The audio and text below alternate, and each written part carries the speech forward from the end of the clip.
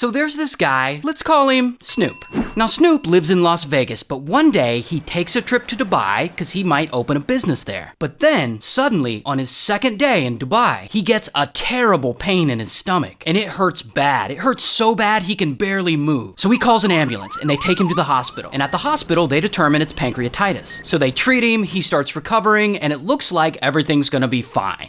Until the day he's supposed to leave the hospital, 2 armed police officers show up to his little room and they tell him they're there to escort him back to his hotel, which is weird because he doesn't have his clothes or his shoes on yet. He's like, okay, I guess this is just Dubai. So he goes with them, but they don't take him to his hotel. They take him to the police station, and there they throw him in a room for a couple of hours, then a different room for an hour, then they lead him down a long corridor and they throw him in a detention center. And poor Snoop, he has absolutely no idea what's going on. So then they take him away to a second detention center. And at this point, they've already confiscated his passport and like everything from him. But while he's in that second detention center, he finally gets another guy who's also being detained to talk to him. And Snoop's like, what the hell is going on? And that guy tells him that this is a place for people who commit drug-related crimes. And Snoop's like, well, that doesn't make any sense. He hadn't bought or like taken anything illegal while he was there. And at this point, he doesn't even know how long he's been detained because there's no windows and the lights are always on. And they haven't given him any food and they haven't given him any water. And he's in pain because they're withholding the medicine that he was prescribed for his pancreatitis. But then, finally, after 3 days, they let him go back to his hotel. But they keep his passport, so he can't leave the country and he can't fly back to the US. So there Snoop is, just chilling in his hotel, waiting to hear back from the police. And about 2 weeks go by, and they're giving him the runaround. And that's when he realizes he is never getting his passport back. He is stuck there. So he goes and gets an attorney. And luckily, the attorney is able to figure out what the hell is going on. So back when Snoop was at the hospital for his pancreatitis, the doctors had tested his urine, and when they tested it, they found traces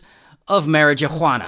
But the thing is, Snoop wasn't lying. He never smoked in Dubai. He did, however, smoke like a month before, back in Las Vegas before he left. Which, that is perfectly legal in Las Vegas. But unfortunately, it stays in your system for about a month. And according to EAU law, just having marijuana in your system counts as possession, which is a crime. So now, Snoop has to wait around in Dubai for an indefinite amount of time while authorities make the decision of whether or not to throw him in jail for a year or two, which is the punishment for said crime. So Snoop just waits, and he waits, and 2 months go by. And while he's waiting, he's like hemorrhaging money. Hotel costs every night, legal fees. He has to break the lease back in his Las Vegas apartment because now he can't afford it. His pet birds back home die because he can't attend to them. His girlfriend back home leaves him. She doesn't know if he's ever coming back. And then, finally, after 2 months, after he's spent around $50,000 on this, his lawyers are ultimately able to get his case dropped.